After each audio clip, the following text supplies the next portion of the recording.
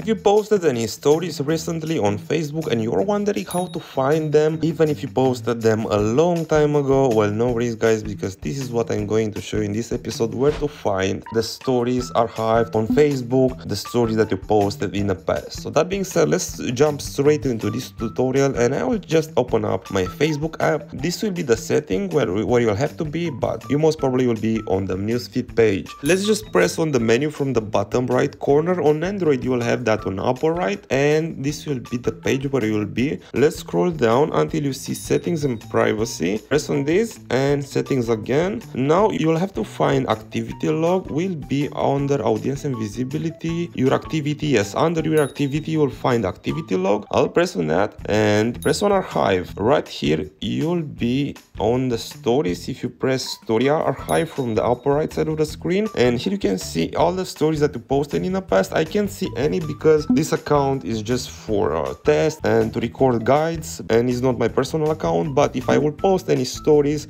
here is the place where I can see them. Just as a bonus, also from here you can visit like the public tags or the comments you given in the past, page likes, or video search, videos watch, search history, anything like that. So that being said, I really hope I help you with this tutorial. Don't forget to give us a like and please have a great day.